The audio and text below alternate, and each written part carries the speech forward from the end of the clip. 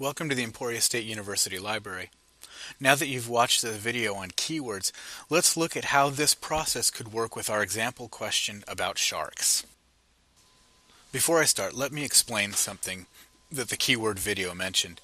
The narrator pointed out that databases aren't particularly smart, that they can only use the words that you give them and not the ideas behind the words.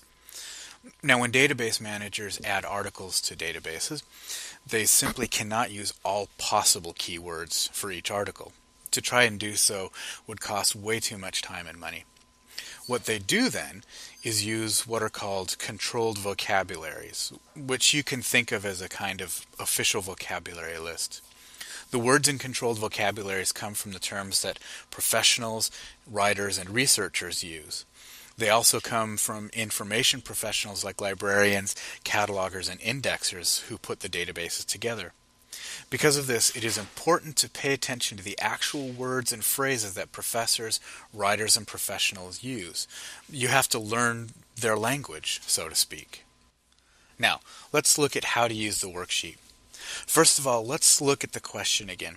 How would it affect the fishing industry off the west coast of the United States if we did not protect shark populations?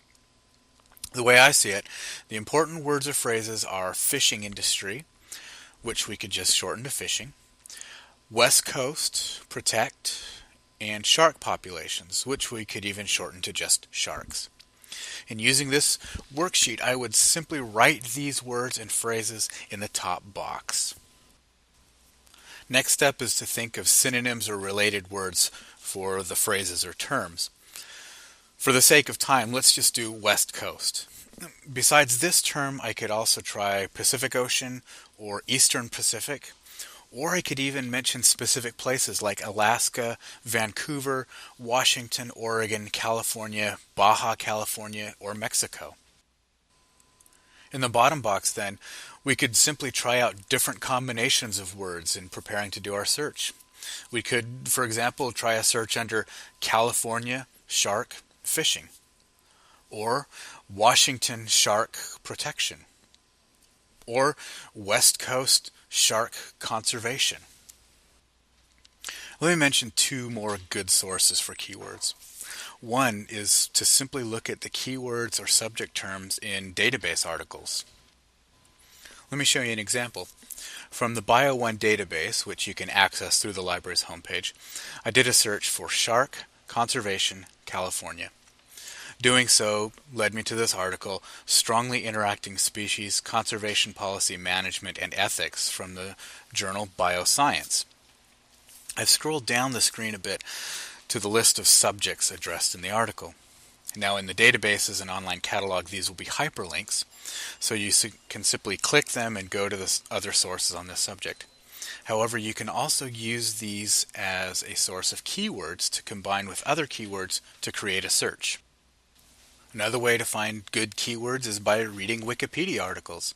Now, while you can't cite Wikipedia as a source in college-level work, you can read the articles for keywords and background information. Here's a screenshot of the Wikipedia page on the Shark Conservation Act of 2010, a law passed in Congress. From these articles, you can get names of people, laws, concepts, and other vocabulary that you can use in your own information searches. For example, this page addresses the ideas of shark finning, bycatch, and longline fishing, all three of which are very dangerous to sharks. Now, at the bottom of Wikipedia articles, you can also find categories which can suggest other keywords.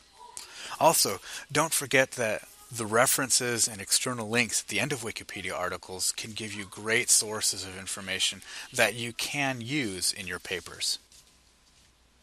Being able to effectively use keywords can give you a huge advantage in your information searching.